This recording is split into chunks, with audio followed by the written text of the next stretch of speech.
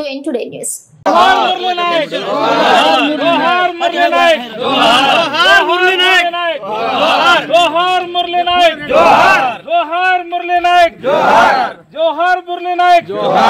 భారత మాత ముద్దు బిడ్డ, భారత మాత ముద్దు బిడ్డ, భారత మాత ముద్దు బిడ్డ. జై మురళీ నాయక్, జోహార్ మురళీ నాయక్, జోహార్ మురళీ నాయక్. జై జవాన్, జై కిసాన్, జై జవాన్, జై జవాన్, జై జవాన్,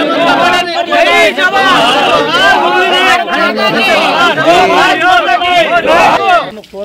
ఐఫోన్ మంచి ఫోన్ వీడియో ఈరోజు మన మురళీ నాయక్ గారి యొక్క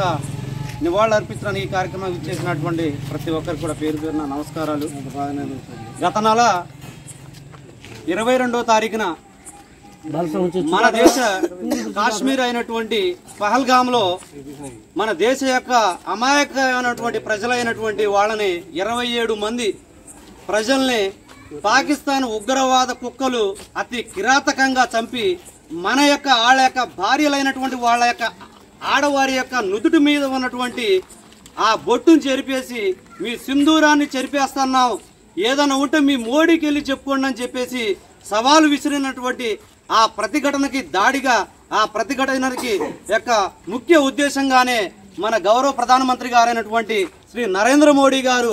ఆపరేషన్ సింధూర్ అని చెప్పేసి మొన్న 7వ తారీఖున మన భారతదేశం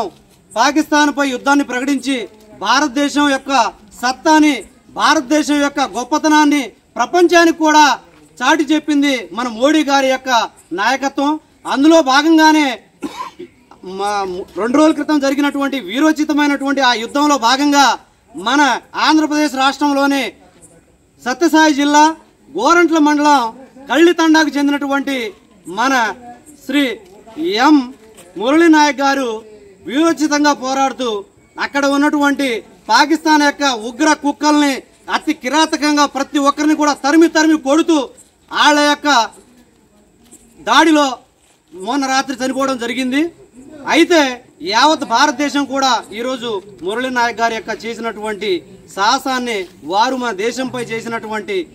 కృషిని, కీర్తిని ప్రతి ఒక్కరూ కూడా భారతదేశం మొత్తం కూడా ఆయన యొక్క కీర్తిని ప్రతి ఒక్కరు గుర్తిస్తా ఉన్నారు. భారతదేశ వ్యాప్తంగా కూడా ఆయన యొక్క నివాళిని అర్పిస్తా ఉన్నారు. అందులో భాగంగా మన ఆంధ్రప్రదేశ్ రాష్ట్రంలో కూడా నేడు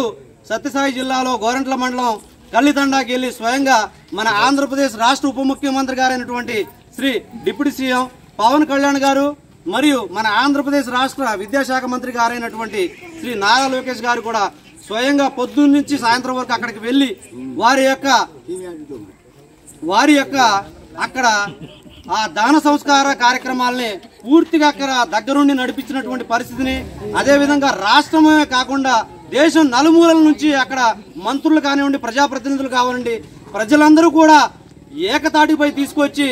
మన దేశం కోసం పోరాడి మన కోసం